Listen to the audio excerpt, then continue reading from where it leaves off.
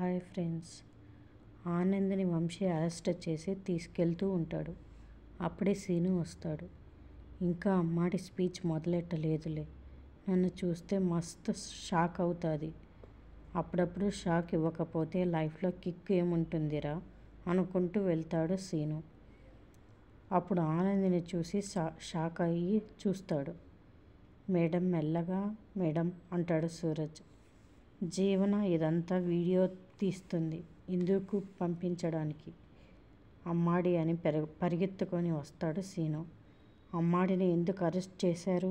ముందు ఆ చేతికి సంకెళ్ళు తీయి అని సీను వంశీతో అంటాడు.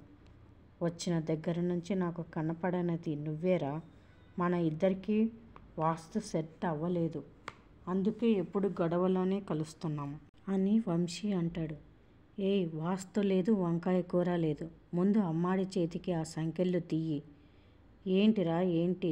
ఇది ఏమన్నా నీ బస్తీ గొడవ అనుకుంటున్నావా? లేదా నువ్వు ఏమన్నా తురుముకాడు అనుకుంటున్నావా? అడగగానే భయపడి సమాధానం చెప్పడానికి పోరా అని సీనుని నెట్టేస్తాడు వంశీ. కానిస్టేబుల్స్ తీసుకురండి. అమ్మాడి ఏమైంది? అమ్మాడి, నీ చేతికి సంకెళ్ళు ఎందుకు వేశారు? నువ్వు ఏమి తప్పు చేశావు? అడుగుతుంటే మాట్లాడవేంది? ఏ ఆగు, మర్యాదగా మా అమ్మాడిని ఎడిసి పెడతావా లేదా?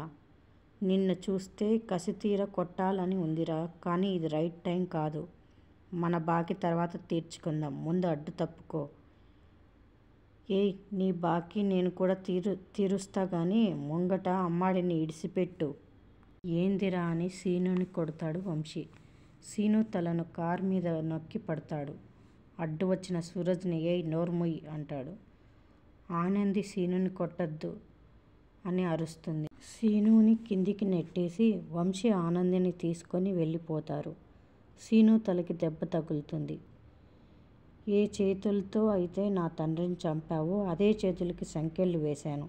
14 ఏళ్లుగా మండుతున్న నా గుండె ఇప్పుడు కాస్త చల్లబడింది. తీసుకెళ్ళి లోపల పడేయండి అని అంటాడు వంశీ. సూరజ్, సీను పోలీస్ స్టేషన్కి వెళ్ళి అక్కడ కూడా గొడవ పడతారు. సూరజ్ జ్యోతికి ఫోన్ చేస్తాడు. సీను సింహాద్రికి చెప్పడానికి ఇంటికి వస్తాడు. జ్యోతి సూర్యతో చెప్తుంది. సూర్య, జ్యోతి, పద్మమ్మ, సింహాద్రి అందరూ కలిసి పోలీస్ స్టేషన్కి వెళ్తారు. ఆనందిని ఎందుకు అరెస్ట్ చేశావని అడిగితే ఇక్కడ ఆనంది ఎవరు లేరు అని చెప్తాడు వంశీ. మరిన్ని అప్డేట్స్ కోసం ప్లీజ్ సబ్స్క్రైబ్ చేయండి. Thanks for watching.